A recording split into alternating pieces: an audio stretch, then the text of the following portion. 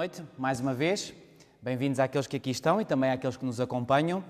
Nós já estamos em plena segunda fase desta série de palestras e hoje vamos falar também de um assunto muito importante, acerca de uma história que nós encontramos também no Antigo Testamento e particularmente no livro de Gênesis, e que é uma história muitíssimo interessante, conforme nós iremos estudar esta noite. Antes de o fazermos, vamos então inclinar as nossas cabeças para uma oração.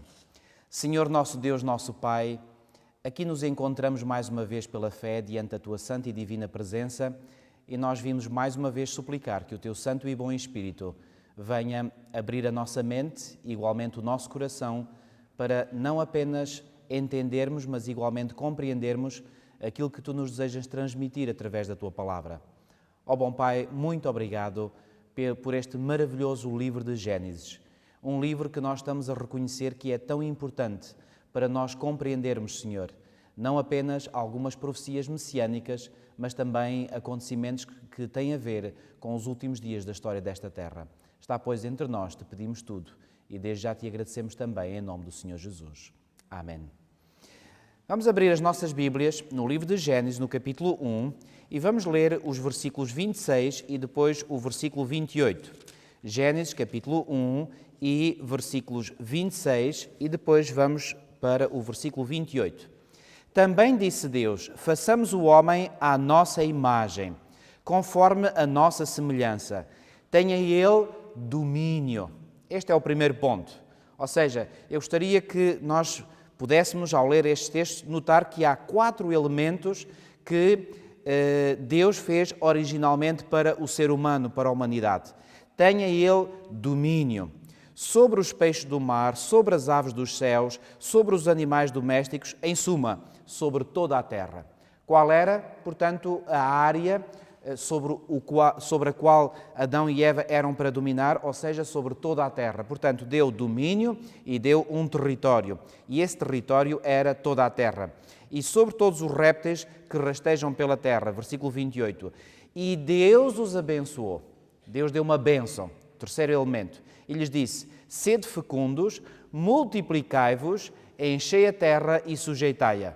Dominai, mais uma vez aqui a falar de domínio, sobre os peixes do mar, sobre as aves dos céus e sobre todo o animal que rasteja pela terra. Deus também prometeu dar uma descendência a Adão e Eva, descendência essa que se iria multiplicar e encher toda a terra. Repetindo, portanto, os 4 elementos deste plano original de Deus foram o domínio, Deus deu ao ser humano domínio, deu também um território, toda a terra, sobre o qual ele pudesse dominar, deu-lhe uma bênção e prometeu igualmente uma descendência. Obviamente que esta descendência seria uma descendência de santos e justos. Pois bem, portanto, estas 4 ideias nós encontramos nos versículos que acabamos de ler. Entretanto, o pecado entrou no mundo. E quando entrou o pecado, pois bem, Satanás tomou precisamente estes 4 elementos que Adão e Eva tinham. O diabo tomou o domínio, que pertencia a Adão e Eva, daí ele ter dito mais tarde, por exemplo, quando tentou a Jesus que todas estas coisas me foram dadas e eu as dou a quem eu quero. Foram dadas por quem? Por Adão. Portanto, o diabo tomou o domínio, que era de Adão, tomou igualmente o território, sobre o qual, portanto, Adão deveria dominar. Veio, devido a isso, a maldição. E nós encontramos, por exemplo, várias referências no livro de Gênesis, portanto, a essa maldição. Gênesis 3,15, no versículo 17, capítulo 4, versículo 11. E, finalmente, a terra veio a ser cheia de uma raça em rebelião contra Deus. Ou seja, houve, sim, uma descendência que se multiplicou, mas essa descendência, portanto, era uma descendência composta por pessoas ímpias, iníquas, que encheram toda a terra no tempo do dilúvio, por exemplo, em que nos diz que a terra estava cheia de violência. Se havia violência por toda a terra, é porque a terra estava cheia de habitantes. Muito bem, mas Deus tinha estabelecido um plano para recuperar estes 4 elementos que Adão e Eva perderam. E é sobre isso que nós vamos estudar esta noite. Qual foi o plano que Deus estabeleceu previamente para que, se estes 4 elementos fossem perdidos por Adão e Eva, pudessem ser recuperados? Na realidade, Adão e Eva perderam o domínio, o território, a bênção e perderam a possibilidade de ter uma descendência santa e justa, mas agora o Senhor tinha um plano para recuperar todos estes 4 elementos perdidos para quem? Perdidos para Satanás. Ora bem, nós vamos estudar uma história que nós encontramos no livro de Gênesis e é uma história que nós encontramos no capítulo 22 de Gênesis. Gênesis, capítulo 22. É uma história que eu acredito que é subejamente conhecida de todos nós. Vamos referir-nos a ela como a história de Abraão e Isaque. Pois bem, aqui nesta história nós vamos ver que Abraão era um homem já idoso e, aliás, quando podemos ver no capítulo 21 e no versículo 5, tinha Abraão 100 anos quando lhe nasceu Isaque, seu filho. E Ellen White dá a entender que quando esta história se passou, esta história que vem descrita em Gênesis no capítulo 22, pois bem, Isaque já teria 20 anos. Ora, se Isaque tinha 100 anos quando o seu filho Isaque nasceu, e se Isaque tinha 20 anos, então Abraão teria 120 anos. Portanto, Abraão era já um homem idoso. E como é que nós podemos saber? Mesmo para a sua época, Abraão já era idoso, porque no mesmo capítulo 21 que nós lemos há pouco, mas agora no versículo 7, diz assim: e acrescentou, quem teria dito, é Sara a falar, quem teria dito a Abraão que Sara amamentaria um filho? Pois na sua velhice lhe dei um filho. Ou seja, mesmo para os parâmetros da época, Abraão já era idoso.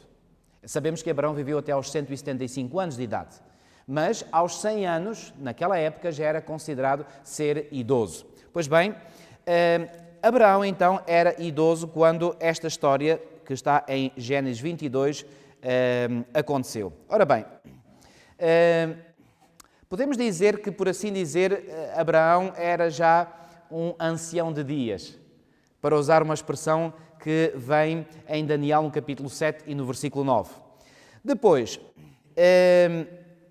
vamos ver que Abraão, neste capítulo 22, vamos começar a ler o relato a partir do versículo 1. Depois dessas coisas, pôs Deus Abraão à prova e lhe disse: Abraão, este lhe respondeu: eis-me aqui. E agora reparem, acrescentou Deus: toma o teu filho, o teu quê? Único filho. Bom, o termo hebraico que aqui está para único é o termo yashid, que não quer dizer único no sentido numérico, quer dizer único no sentido de ser especial, único do género. Porque reparem, quando diz aqui toma teu filho, teu único filho, se nós tivéssemos que entender único no sentido numérico, então tínhamos um problema. E qual é o problema? É que Abraão já tinha um filho nesta época. Qual era o filho de Abraão? Ismael. Portanto, Isaque não era o único filho, porque Abraão já tinha Ismael. Então, este filho era único, mas único não em número, era único na sua espécie, era um filho especial. E porquê que era o filho especial? Porque era o filho da promessa. Ismael não era o filho da promessa, mas Isaque era. E, portanto, é nesse sentido que aqui é dito que Deus diz a Abraão: toma o teu filho, o teu único filho. Pois bem, portanto, como eu disse, Abraão nesta altura já teria, 120 anos de idade, portanto, era o tal ancião de dias, que agora, portanto, é chamado por Deus para oferecer, portanto, o seu filho. Há um detalhe que nós encontramos na Epístola de Paulo aos Gálatas, no capítulo 4 e no versículo 29, que eu gostaria que pudessem ler comigo. Gálatas, capítulo 4 e versículo 29, diz o seguinte: como, porém, outrora o que nascera segundo a carne perseguia ao que nasceu segundo o Espírito, assim também agora. Reparem, eu gostaria de sublinhar, por agora, esta expressão: aquele que nasceu segundo o Espírito. Quem é então este que nasceu segundo o Espírito? Era Isaque. Não se esqueçam deste pormenor. Portanto, temos então Abraão, que era já alguém idoso, mesmo na sua época, era, por assim dizer, um ancião de dias já, e agora é chamado a oferecer o seu único filho, um filho que é nascido, segundo diz o apóstolo Paulo, nascido do Espírito. Ora bem, em Hebreus, no capítulo 11, vamos ver o que é que o apóstolo Paulo também, eu acredito que a Epístola aos Hebreus foi escrita pelo apóstolo Paulo, aliás, existe grande evidência interna sobre isso e a melhor tradição cristã afirma isso mesmo, mas isso não é assunto para nós abordarmos aqui agora. Aqui em Hebreus, no capítulo 11 e no versículo 17, o apóstolo Paulo diz o seguinte: pela fé, Abraão, quando posto à prova, ofereceu Isaque. Estava mesmo para sacrificar o seu quê? O seu unigênito, aquele que acolheu alegremente as promessas. Como é que Isaque é chamado? Como sendo o quê? Como sendo o filho unigênito. Eu quero que retenham este pormenor também. Filho unigênito. Bom, unigênito significa único. Pois bem, Isaque, portanto, volto a dizer, era único, não porque ele era numericamente portanto, único, mas porque era o filho especial. Vamos voltar a Gênesis no capítulo 22 e vamos continuar a nossa leitura desse texto, Gênesis, capítulo 22. E aqui, continuando a lermos este texto, diz assim: acrescentou Deus, toma teu filho, teu único filho, Isaque, a quem amas. Era este um filho amado de Abraão? Certamente que sim. Portanto, então era o único filho, era, portanto, o filho primogênito e era um filho a quem Abraão amava. Eu quero que retenham todos estes pormenores. Pois bem, Isaque, portanto, era não apenas o único filho, portanto, porque era o filho da promessa, mas era também, portanto, o filho amado do Pai.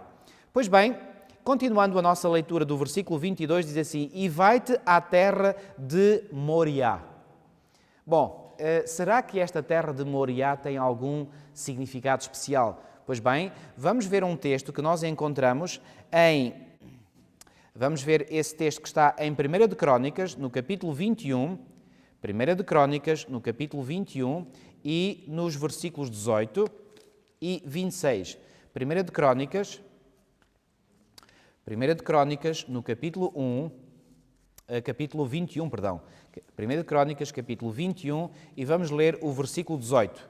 1 de Crónicas, no capítulo 21 e no versículo 18. Diz assim: então o anjo do Senhor disse a Gade que mandasse Davi subir para levantar um altar ao Senhor na eira de Ornã, o Jebuseu. Bem, vocês perguntarão o que é que isto tem a ver com o que estamos a ver. Já irão ver. Portanto, mas fixem este pormenor, que aqui, portanto, o anjo do Senhor, este anjo do Senhor, sabemos quem é, disse a Gade que mandasse, Gade era o profeta, que mandasse Davi subir para levantar um altar ao Senhor aonde? Na eira de Ornã, o Jebuseu. No versículo 26 diz: e edificou ali um altar ao Senhor, ofereceu nele holocaustos e sacrifícios pacíficos e invocou o Senhor. O que é que fez Davi naquele local? Na tal eira de Ornã, ele levantou um altar ao Senhor e esse altar do Senhor era suposto estar ali para quê? Para que ali se oferecessem quê? Holocaustos e sacrifícios pacíficos, portanto, invocando o Senhor. Venham agora comigo, e agora começa a ser mais interessante, a 2 de Crónicas, no capítulo 3 e no versículo 1. 2 de Crónicas, no capítulo 3 e no versículo 1. E diz aqui o seguinte: começou Salomão a edificar a casa do Senhor em Jerusalém, aonde? No monte Moriá, onde o Senhor aparecera a Davi, seu pai, lugar que Davi tinha designado na eira de Ornã, o Jebuseu. Onde é que Deus pediu para que Abraão viesse a oferecer o seu filho Isaque?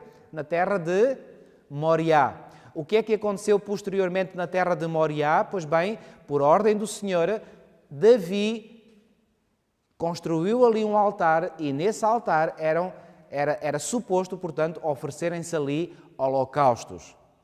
E mais tarde, o filho de Davi, Salomão, construiu o templo, chamado Templo de Salomão, mas na realidade não era o Templo de Salomão, era o Templo do Senhor, mas enfim, nesse local, portanto, na eira de Ornã, na terra de Moriá, Salomão edificou um templo. E o que é que havia nesse templo? Pois bem, nesse templo foi ali estabelecido o quê? O sistema sacrificial.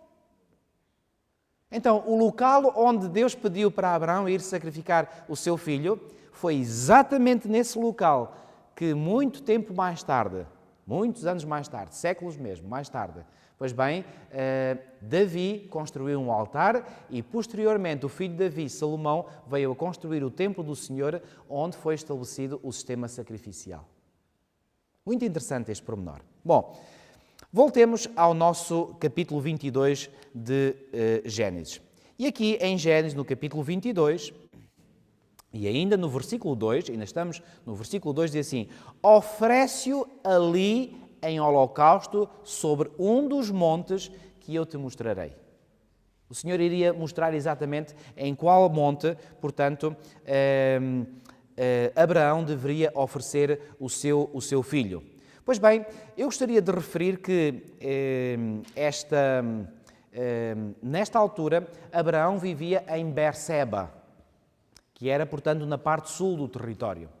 E de Berseba até lá ao Monte Moriá, que mais tarde se veio a construir, portanto, o Templo de Salomão, portanto, na cidade de Jerusalém, como é óbvio, em linha reta, digamos, são cerca de 75 quilómetros. Isto é em linha reta. O que quer dizer que para Abraão fazer aquela distância ou cobrir aquela distância em 3 dias, diz-nos o texto que ele demorou 3 dias, isso significa que Abraão, apesar dos seus 120 anos, ainda estava em boa forma física. Fazer 75 km, na realidade eram mais, por 75 km em linha reta. Vamos imaginar que pudesse ser talvez perto de 100 km. Pois bem, fazer 100 km em 3 dias, para um homem com 120 anos, é algo. Pois bem, mas, como nós iremos ver mais à frente, apesar de Abraão, durante esses 3 dias, estar em boa forma física, a sua mente estava terrivelmente angustiada. Terrivelmente angustiada. Pois bem, um outro detalhe que eu gostaria de sublinhar aqui é que Deus pede que Abraão oferecesse Isaque em holocausto. E esta expressão holocausto significa que era uma oferta pelo pecado. Havia falando bem em termos gerais, 2 tipos de ofertas que o povo de Israel oferecia. E essas ofertas, umas eram ofertas de gratidão e outras eram ofertas de pecado. Por exemplo, em Levítico, no capítulo 1 e no versículo 4, Levítico, no capítulo 1 e no versículo 4, nós encontramos a descrição dessas ofertas de holocausto. Portanto, em Levítico, no capítulo 1 e no versículo 4, lemos o seguinte: e porá a mão sobre a cabeça do holocausto, é a mesma expressão, para que seja aceito a favor dele para a sua expiação. O termo expiação está ligado a quê? Está ligado à ideia de se oferecer algo em substituição de, ou seja, em lugar do pecado do pecador. Portanto, se Deus pede para Abraão oferecer o seu filho em holocausto, esta era uma oferta de pecado. Fiquem igualmente com esta ideia em mente. Vamos voltar a Gênesis 22. Há aqui um pormenor que eu ainda gostaria de referir, estava-me a escapar. Em Gênesis, no capítulo 22, e no versículo 3, lemos o seguinte: levantou-se, pois, Abraão de madrugada, e tendo preparado o seu jumento, tomou consigo 2 dos seus servos e a Isaque, seu filho. Rachou lenha para o holocausto e foi para o lugar que Deus lhe havia indicado. E agora reparem o que diz o versículo 4. Ao 3º dia, erguendo Abraão os olhos, viu o lugar de longe. Pois bem, quantos dias demorou então aquela viagem? Já tinha referido, mas aqui temos a confirmação bíblica, durante 3 dias. Outro pormenor que eu gostaria que nós pudéssemos ver é este que aparece aqui no versículo 5, diz assim: então disse a seus servos, esperai aqui, reparem, aqui aonde? Do local onde ele viu de longe o sítio onde ele deveria ir, esperai aqui, com o jumento, eu e o rapaz iremos até lá e, havendo adorado, voltaremos para junto de vós. Já agora, repararam que Abraão aqui diz voltaremos? Quem foram os únicos que foram para o local específico onde Abraão deveria sacrificar o seu filho? Os servos não foram. Os servos ficaram de longe. Abraão e Isaque foram. Mas se Isaque era para ser sacrificado, como é que Abraão poderia dizer voltaremos? Ele poderia apenas dizer voltarei. Tinha aqui Abraão fé de que Deus iria fazer qualquer coisa. Venham comigo novamente a Hebreus capítulo 11. Hebreus capítulo 11. Hebreus capítulo 11. Aqui o apóstolo Paulo está a falar, portanto, da experiência de Abraão. E no capítulo 11, no versículo 19, diz assim: porque considerou, falando de Abraão, que Deus era poderoso até para quê? Ressuscitá-lo dentre os mortos. Qual era então a esperança de Abraão? É que ele iria sacrificar o seu filho, mas logo após o ter sacrificado, Deus iria quê? Iria ressuscitá-lo. E como iria ressuscitá-lo, então, ele pôde dizer aos servos, voltaremos. Está claro este ponto? Bom, vamos voltar a Gênesis 22. Diz o versículo 6, tomou Abraão a lenha do holocausto e o colocou sobre quem? Sobre Isaque, seu filho. Quem é que levou a madeira, a lenha, para o holocausto? Isaque levou. Mas, diz-nos a última parte do versículo 6, ele, porém, ele, que era Abraão, levava nas mãos o fogo e o cutelo. Assim caminhavam ambos juntos. Ou seja, os instrumentos pelos quais Abraão iria sacrificar o seu filho, esses instrumentos, ou seja, o cutelo e o fogo, esses era Abraão, portanto, que levava. No versículo 7 nós lemos, quando Isaque disse a Abraão, seu pai, meu pai, quero que reparem também nesta expressão, meu pai, respondeu Abraão, eis-me aqui, meu filho. Perguntou-lhe Isaque, eis o fogo e a lenha, mas onde está o cordeiro para o holocausto? Vocês acham que a angústia que Abraão sentiu durante aqueles 3 penosos dias de viagem aqui atingiu o seu ponto máximo? Meus amigos, ainda hoje eu estava a rever toda esta história e o meu filho estava lá em casa e de vez em quando ele vinha ter comigo. E eu abracei várias vezes o meu filho querido. E enquanto o abraçava, eu pensava nesta história de Abraão. O que é que terá Abraão sentido durante aqueles dias? Bem, só quem tem um filho e ama muito esse filho pode sentir. E eu hoje senti um pouco daquilo, porque não acredito que na totalidade eu possa sentir o mesmo que Abraão sentiu. E naquele momento, quando o filho Isaque diz ao seu pai, pai, mas está aqui a lenha, está aqui o fogo, está aqui o cutelo, mas onde é que está o cordeiro? Bom, reparem na resposta que Abraão vai dar ao seu filho, no versículo 8. Respondeu Abraão, Deus proverá para si, meu filho, o cordeiro para o holocausto. E seguiam ambos juntos. Eu acredito que neste momento Abraão provavelmente não tinha completa consciência ou não teve completa consciência daquilo que disse. Eu acredito que neste momento Deus inspirou Abraão a dizer o que disse. Só mais tarde Abraão veio a compreender o que é que ele tinha efetivamente dito. Neste momento, Abraão estava caminhando pela fé, ele queria obedecer àquilo que Deus tinha pedido e responde desta maneira. E eu gostaria de ler aqui, e deixem-me ler ainda o versículo 9, diz assim, chegaram ao lugar que Deus lhe havia designado. Ali edificou Abraão um altar, sobre ele dispôs a lenha, amarrou Isaque, seu filho, e o deitou no altar em cima da lenha. Ellen White, no livro Patriarcas e Profetas, ela faz uma descrição vívida deste momento. Escutem bem estas palavras. No lugar indicado construíram um altar e sobre ele colocaram a lenha. Então, com voz trêmula, Abraão revelou ao filho a mensagem divina. Porquê com voz trêmula? É fácil de descobrir. Foi com terror e assombro que Isaac soube da sua sorte, mas não opôs resistência. Vocês acham que um jovem com 20 anos poderia facilmente dominar o seu pai com 120 anos? Perfeitamente. Quando o pai lhe disse, olha filho, afinal és tu que vais ser o sacrifício. O quê, pai? Tu estás tonto ou quê? Podia imediatamente fugir. Foi isso que Isaac fez? Não. Diz aqui, poderia escapar deste destino, se o tivesse preferido fazer.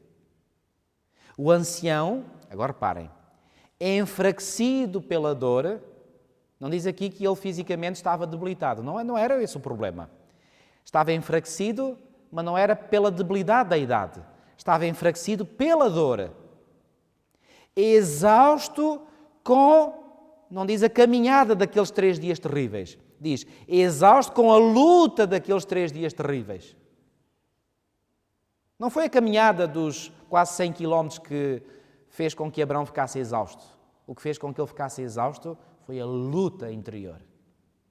E que tipo de luta? Luta com Deus. Senhor, será que foste mesmo tu que me disseste isso? Senhor, será que eu ouvi bem? Será que era mesmo a tua voz? E durante 3 dias, o Senhor não disse nada a Abraão. Uau! Que 3 dias de terrível luta. O ancião, enfraquecido pela dor, exausto com a luta daqueles 3 dias terríveis, não teria sido capaz de se opor à vontade do vigoroso jovem. Isaac, porém, tinha sido educado desde a infância a obedecer imediata e confiantemente. E quando o propósito de Deus lhe foi revelado, entregou-se com voluntária submissão. Ele partilhava da fé de Abraão. Maravilha. Pelo menos aqui neste ponto. Abraão sentir que o seu filho partilhava da mesma fé dele. Ele partilhava da fé de Abraão e sentiu-se honrado por ser chamado a dar a vida em oferta a Deus. E agora escutem bem isto. Com ternura, procurou aliviar a dor do pai e auxiliou as suas mãos desfalecidas a amarrarem as cordas que o prendiam ao altar. Que descrição! Que momento! Vocês acham que neste momento todo o céu estava na expectativa daquilo que iria acontecer? Sem dúvida nenhuma. Bom, o que é que aconteceu? Vamos voltar ao nosso texto bíblico. Versículo 10, perdão. E estendendo a mão, tomou o cutelo, para quê? Para imolar o filho. Mas do céu lhe bradou o anjo do Senhor. Quem é este anjo do Senhor? Jesus Cristo. Mas do céu lhe bradou o anjo do Senhor: Abraão! Abraão! Ele respondeu: Eis-me aqui. Versículo 12.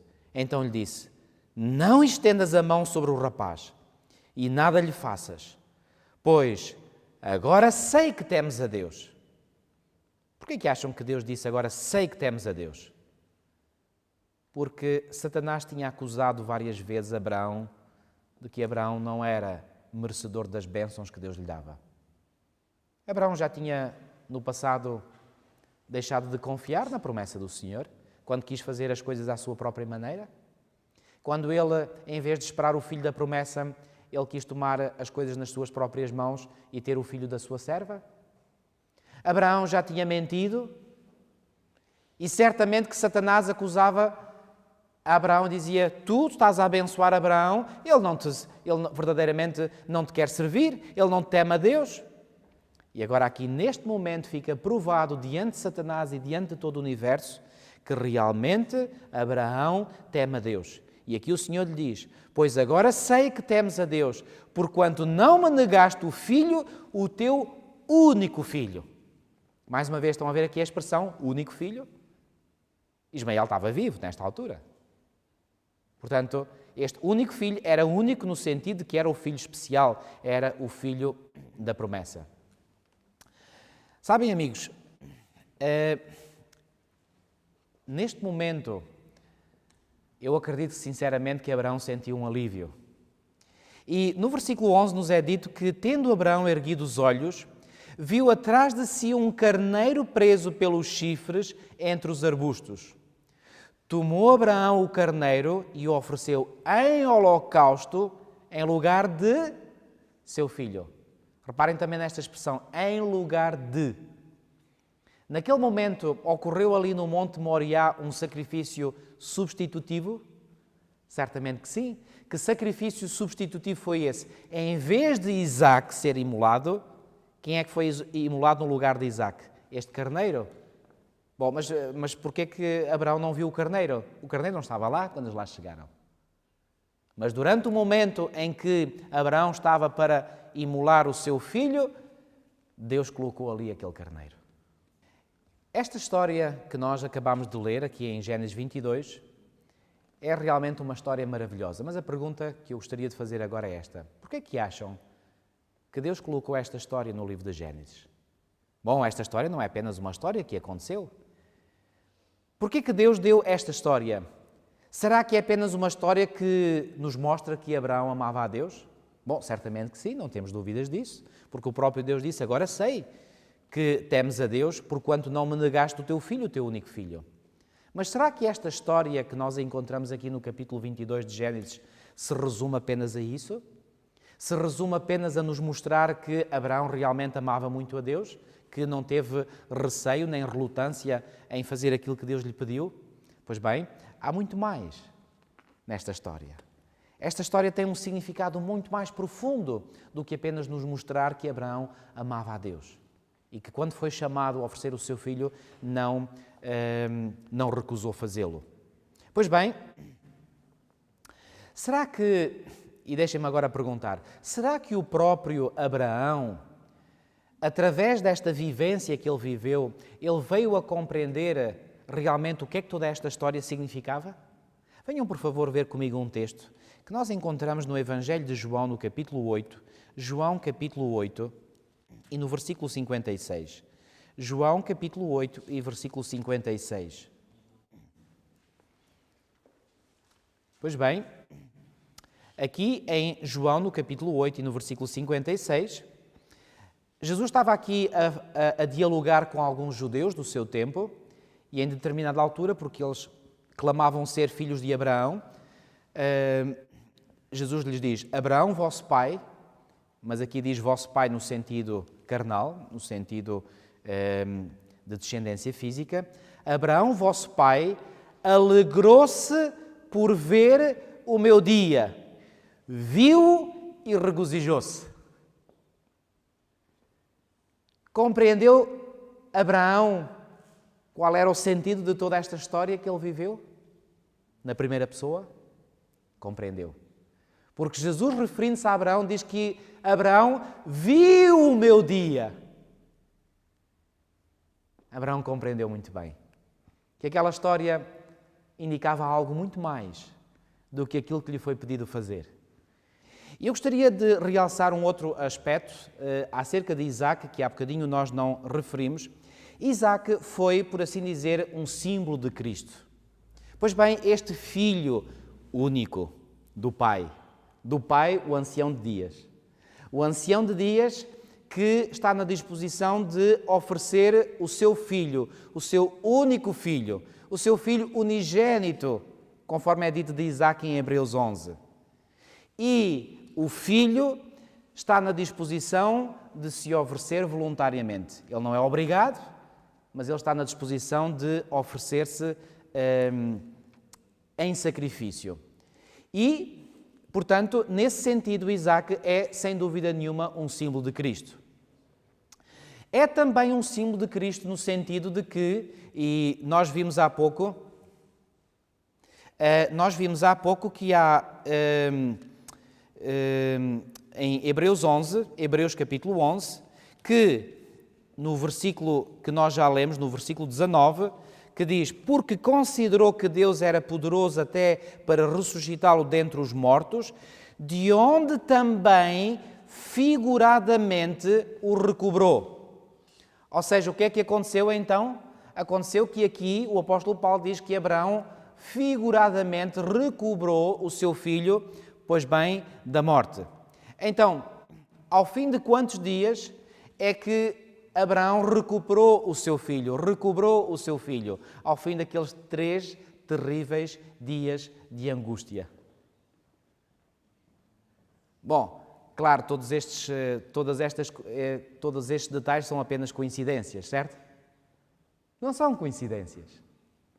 Vocês estão a ver já aqui esta imagem daquilo que aconteceu com Abraão e o seu filho, o seu único filho, o seu filho primogênito, em que durante 3 dias o pai sofre angustiadamente e ao fim de 3 dias esse filho é recuperado em sentido figurado da morte? Acham que isto são meras coincidências? Claro que não são. Mais uma vez, esta história, o que é esta história? É uma profecia. E que tipo de profecia? Uma profecia messiânica. Uma profecia que apontava para Cristo. E Abraão viveu na sua pele esta experiência. Vocês estão então admirados que Jesus tenha dito de Abraão que ele viu o seu dia, viu e regozijou-se. Compreendeu Abraão naquele momento todo o plano da salvação?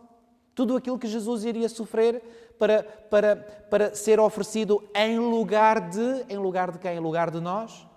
Abraão compreendeu isso perfeitamente bem. Foi duro, foi difícil, mas depois dessa experiência, todo o plano da salvação foi desvendado perante a mente de Abraão.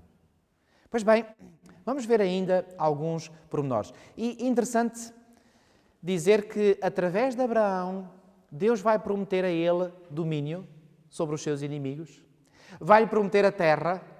A propósito, alguns acham que a terra que Deus prometeu a Abraão era a terra de Israel. Mas a terra de Israel era apenas uma amostra de uma outra terra que Abraão sabia que iria receber por herança. Venham comigo ver ainda em Hebreus capítulo 11. Hebreus capítulo 11, nos versículos 9 e 10. Pela fé peregrinou na terra da promessa como em terra alheia, habitando em tendas com Isaque. Bom, que terra era esta? Era a terra literal. Porque diz aqui que ele habitava em tendas com Isaque e Jacó, herdeiros com ele da mesma promessa. E agora repare o versículo 10. Porque aguardava a cidade que tem fundamentos, da qual Deus é o arquiteto e edificador. Tinha então Abraão fé numa outra terra, para além da terra literal de Israel? Absolutamente. Então, Abraão percebeu claramente que a terra de Israel era apenas uma amostra dessa grande terra que ele haveria um dia de herdar, sem dúvida nenhuma. Então, portanto, ele recebeu, Deus disse-lhe que ele iria receber domínio sobre os seus inimigos através da sua semente, e já vamos ver quem essa semente era. Ele recebeu a promessa de que teria a terra de Israel, sim, é verdade, mas essa terra de Israel era apenas uma amostra da outra terra.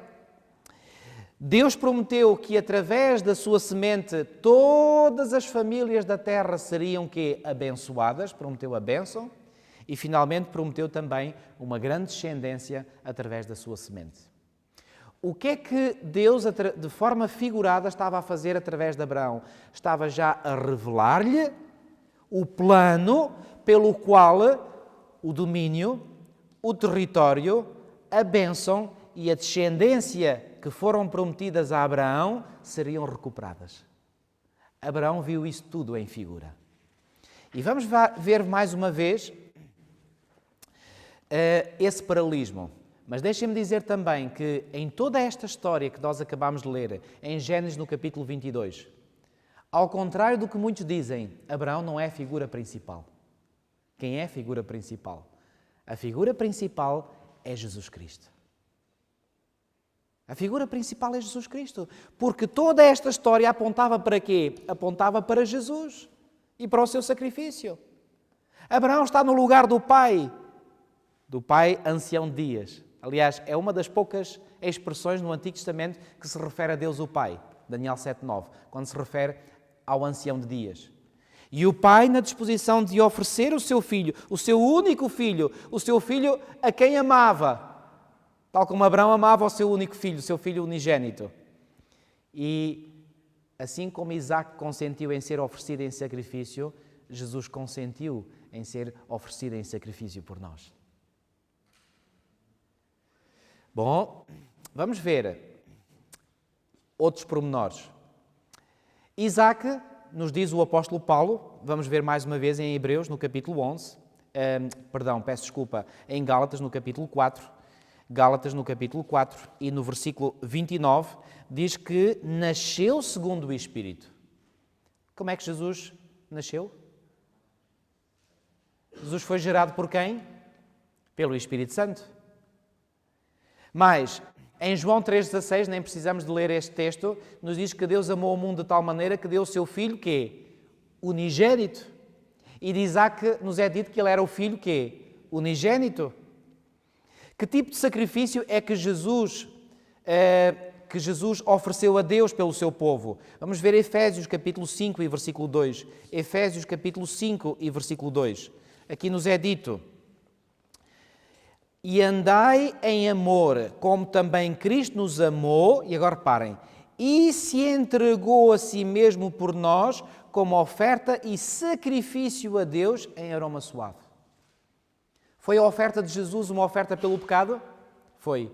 Que tipo de oferta Deus pediu a Abraão que ele oferecesse o seu filho? Era uma oferta quê? Pelo pecado. Mas, quanto tempo durou a agonia e o sofrimento de Jesus e do seu Pai? Pois bem, em Mateus 12:40, nós vamos ver, Mateus capítulo 12, versículo 40, que Jesus se serviu de uma história do Antigo Testamento para dizer o seguinte. Mateus 12:40 diz assim: porque assim como esteve Jonas 3 dias e 3 noites no ventre do grande peixe, assim o Filho do Homem estará 3 dias e 3 noites no coração da terra. Alguns perguntam, mas como é que Jesus teve 3 dias e 3 noites no coração da terra? Bom, se nós pensarmos no momento em que o Pai e o Filho já estavam sofrendo imenso a quando da experiência de Jesus no Getsémani, pois bem, isso já conta também. E se contarem a partir de quinta-feira, pois bem, dá 3 dias e 3 noites. Mas há uma outra forma de falar nestes 3 dias e 3 noites. Mas esta é seguramente uma das formas corretas de nós contarmos estes 3 dias e 3 noites. Pois bem, 3 dias. Por quantos dias Abraão sofreu a angústia? 3 dias também. Bom, claro, tudo isto é coincidência. Não é coincidência. Pois bem, lembram-se que Isaac disse a determinada altura, meu pai. E Jesus também, quando estava no Getsémani, disse, meu pai. Não temos tempo de agora ver todos os textos, mas vamos ver só alguns. Em Marcos 15:40, um outro pormenor, isto é um detalhe apenas, mas é interessante como todos estes detalhes são semelhantes. Marcos no capítulo 15 e no versículo 40. Marcos no capítulo 15 e no versículo 40. Nos diz assim, Marcos capítulo 15 e no versículo 40. Diz assim, estavam também ali algumas mulheres, isto referindo-se, portanto, ao momento da crucifixão de Jesus, observando de longe. Lembram-se que na história do Monte Moriá, os 2 servos de Abraão também ficaram de longe. Provavelmente não observaram tudo aquilo, mas ficaram de longe como testemunhas. Pois bem, também houve testemunhas de longe para o sacrifício de Jesus. Pois bem, o que é que foi colocado, o que é que Abraão colocou sobre os ombros do seu filho para ele levar? A lenha. O que é que Deus o Pai permitiu que o seu filho levasse? A cruz. E a cruz era feita de quê? De madeira. Coincidências, não é? Não. Quem é que executou a sentença sobre o seu filho?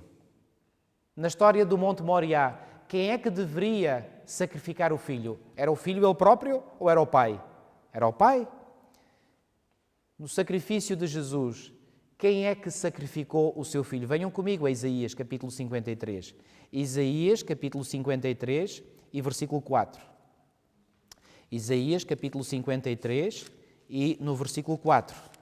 Diz-nos assim: certamente Ele tomou sobre si as nossas enfermidades e as nossas dores levou sobre si, e nós o reputávamos por aflito, e agora reparem, ferido de Deus e oprimido.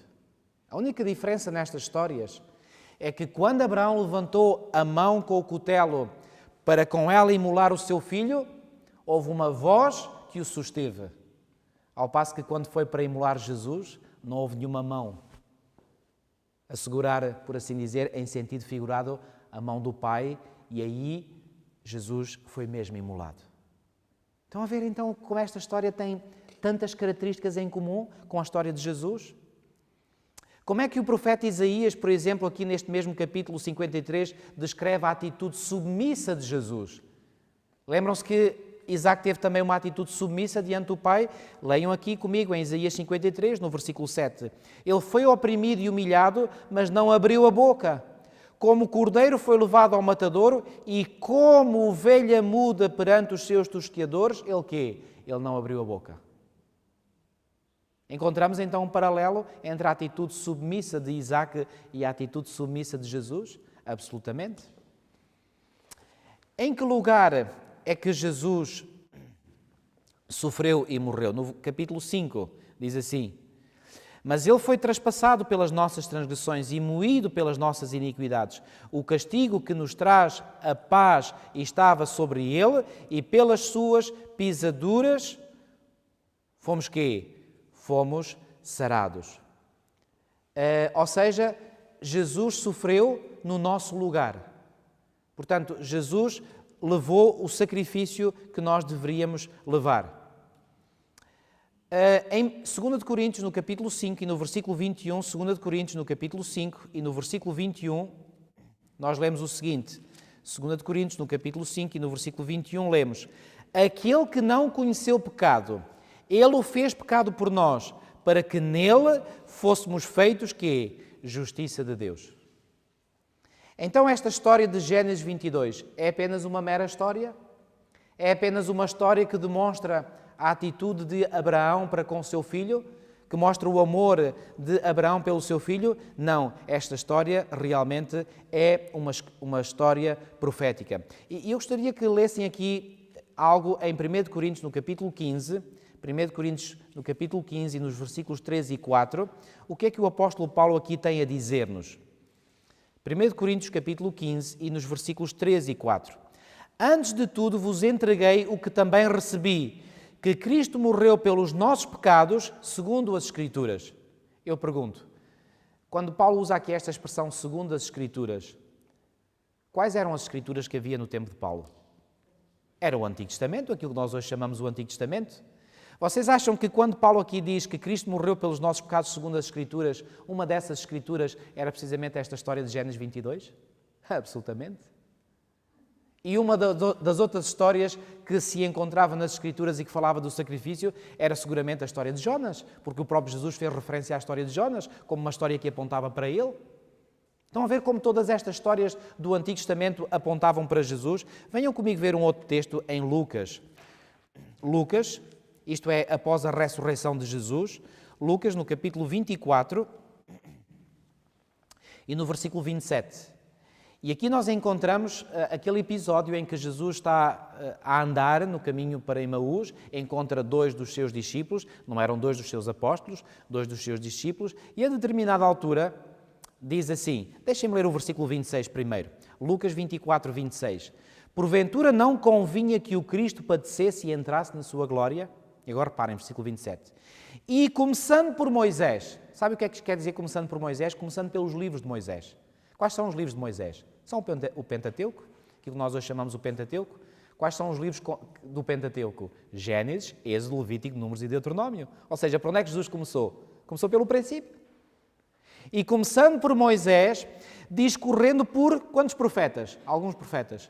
Todos os profetas expunha-lhes o quê? O que a seu respeito constavam, ou constava, em quanta parte das Escrituras? Em todas as Escrituras. O que é que Jesus fez aqui com estes 2 discípulos no caminho para Emaús? Ele aproveitou o tempo e disse, olha, eu tenho algo para vos recordar.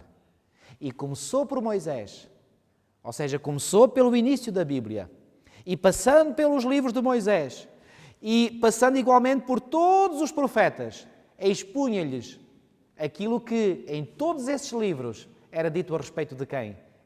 Era dito a respeito dele próprio. Estão a ver como todas estas histórias, então, no Antigo Testamento, à luz daquilo que o próprio Senhor Jesus disse, apontavam para quem? Apontavam para Jesus. Há muitos cristãos hoje em dia, nomeadamente da área protestante, que dizem que o Antigo Testamento é centrado em Israel. É falso. O Antigo Testamento não é centrado em Israel. O Antigo Testamento é centrado no Messias de Israel. Porque o próprio Senhor Jesus diz isso. E um dia, falando com os judeus do seu tempo, disse, examinais as Escrituras por cuidares de ter nelas a vida eterna, mas são elas que quê? Que testificam de quem? De Israel. De mim. Deixem-me fazer-vos esta pergunta. O primeiro anúncio de que Deus iria enviar um substituto para recuperar tudo aquilo que Adão tinha perdido foi feito no Jardim do Éden. É aquele texto de Gênesis 3,15, que nos tem servido de farol ao longo de todo este estudo. Todo o Antigo Testamento tem que ser visto à luz de Gênesis 3,15. E Gênesis 3,15 apontava para quem? Para Jesus Cristo. Eu pergunto, Israel poderia dar uma ferida mortal na cabeça da serpente? Israel foi vencido pela serpente, por Satanás, inúmeras vezes. Esta história que nós vimos hoje apontava para Abraão? Era Abraão a personagem principal? Não! Satanás derrotou Abraão algumas vezes na sua vida. Nos episódios que eu já referi, quando ele mentiu, quando ele deixou de ter fé e foi fazer o filho na serva, Satanás venceu Abraão.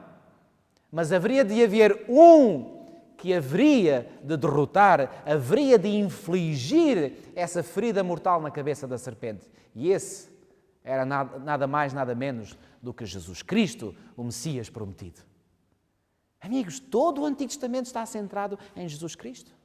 Eu não preciso vos dizer em quem está centrado o Novo Testamento, pois não? Em Jesus Cristo, igualmente. A única diferença é que o Antigo Testamento está centrado no Messias que havia de vir, ao passo que o Novo Testamento está centrado no Messias que já veio. E a propósito, de falar em Messias, nós temos visto ao longo deste seminário que toda a história do Antigo Testamento deve ser vista à luz de Gênesis 3,15. Satanás a tentar fazer tudo o que está ao seu alcance para impedir essa semente prometida de vir. O descendente da mulher prometido de vir. Mas Deus a trabalhar por outro lado também para fazer com que essa semente pudesse vir. E finalmente, eu já referi isso muitas vezes, em Gálatas 4,4, o apóstolo Paulo diz que na plenitude do tempo a semente veio mesmo. Jesus nasceu. E agora vocês perguntarão, bom, mas isto é verdade então para o Antigo Testamento. E em relação ao Novo Testamento? A semente já veio, a semente cumpriu com a sua missão, ao morrer na cruz do Calvário, aquelas palavras que Jesus proferiu, dizendo está consumado o quê a propósito? Está consumado aquilo que tinha sido profetizado lá no Jardim do Éden. Vocês acham que Satanás não recebeu uma ferida mortal na cabeça quando Jesus morreu na cruz? Nós já vimos isso, através da história de Davi com Golias. Satanás levou uma ferida mortal, ainda está vivo. Agora vocês perguntarão, bom, mas será que é também nessa mesma perspectiva que nós devemos compreender o Novo Testamento e o tempo da história da Igreja Cristã? Eu faço-vos uma pergunta. Assim como Satanás, ou melhor, primeiro faço uma afirmação, depois uma pergunta. Satanás não estava interessado que Jesus viesse a primeira vez. Porque sabia que se Jesus viesse a primeira vez, pois bem, ele levaria a ferida mortal. Mas Jesus veio e ele levou essa ferida mortal. Porque Jesus morreu santo, imaculado e em lugar dos nossos pecados. Agora eu pergunto, vocês acham que Satanás tem interesse em que Jesus venha uma segunda vez? Por que não? Porque aí, quando Jesus vier pela segunda vez, vai ser então a execução da sentença.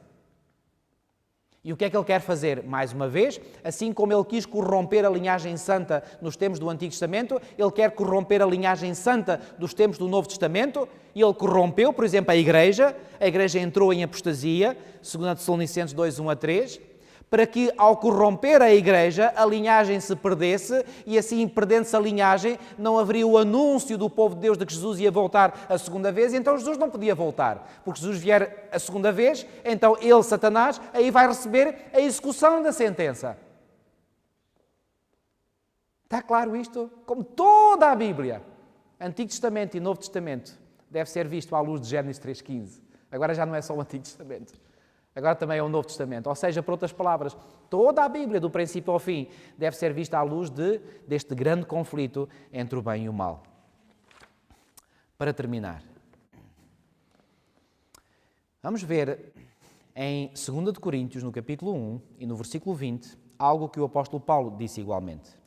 2 Coríntios, no capítulo 1 e no versículo 20, o seguinte: porque quantas são as promessas de Deus, tantas têm nele o sim. Eu pergunto, quem é este nele? Nele em Cristo. Então, todas as promessas que foram feitas a Abraão têm nele em Cristo, o sim. Quem é esse ele? Gálatas, capítulo 3, vamos ver mais uma vez este texto, já ouvimos, mas vamos ver outra vez. Gálatas, capítulo 13 e versículo 16. Diz assim: ora, as promessas foram feitas a Abraão e ao seu descendente. Não diz aos descendentes, como se falando de muitos, porém como de um só, e ao teu descendente, que é quem? Que é Cristo. E no versículo 29 de Gálatas diz assim: e se sois de Cristo, também sois quê? Descendentes de Abraão e quê? Herdeiros segundo a promessa. Onde é que todas as promessas que Deus fez ao Abraão e ao seu antigo povo são cumpridas? São cumpridas em Jesus Cristo. É através de Jesus Cristo, meus amigos, que o domínio será recuperado. Daniel, no capítulo 7, diz que o domínio será dado aos santos do Altíssimo. Mas os santos vão recuperar esse domínio não pelo seu mérito, não pelo seu esforço, mas através de Jesus. A terra será dada aos santos do Altíssimo, porque Jesus disse no Sermão da Montanha: os mansos herdarão a terra. Mas os mansos não vão herdar a terra por eles próprios, é através de Jesus. A bênção será novamente a herança dos santos, e essa bênção vem através de Jesus. E em Apocalipse, no capítulo 7, diz que João viu uma multidão, é a multidão dos remidos, e nos é dito que essa multidão dos remidos, eles conseguiram estar lá diante do trono de Deus e do Cordeiro, porque lavaram as suas vestes no sangue de quem? No sangue do Cordeiro. Amigos, onde é que estão centradas todas as promessas da Bíblia? Na pessoa de Jesus Cristo. Temos razão então para fazer de Jesus o centro de toda a nossa esperança? Absolutamente. Porque através de Jesus Cristo, e foi esta a lição que o Senhor ensinou a Abraão através da experiência que o permitiu viver. Portanto, aquilo foi apenas uma imagem, uma sombra daquilo que iria acontecer através de Jesus. E Abraão compreendeu isto muito bem. Abraão compreendeu que Jesus Cristo, esse tal descendente da mulher, através dele, o domínio seria recuperado. O território seria recuperado. A bênção seria recuperada. E uma grande descendência de pessoas santas viveriam nesta terra para todo o sempre. Se isto não são boas novas, meus amigos, eu não sei o que é que boas novas são. Em Jesus Cristo nós temos o centro de todas as nossas esperanças. Deus seja louvado por aquilo que Ele nos dá através do seu bem-amado e único Filho, Jesus Cristo, nosso Salvador. Amém. Vamos orar. Ó Senhor, nosso Deus, nosso bom Pai, muito obrigado porque hoje, mais uma vez, Tu nos permitiste ver através da Tua Palavra como toda ela está centrada na pessoa do nosso querido e amado Salvador Jesus Cristo. Ó Senhor, não há dúvidas de que Tu és aquela semente que foi prometida aos nossos primeiros pais no Jardim do Éden.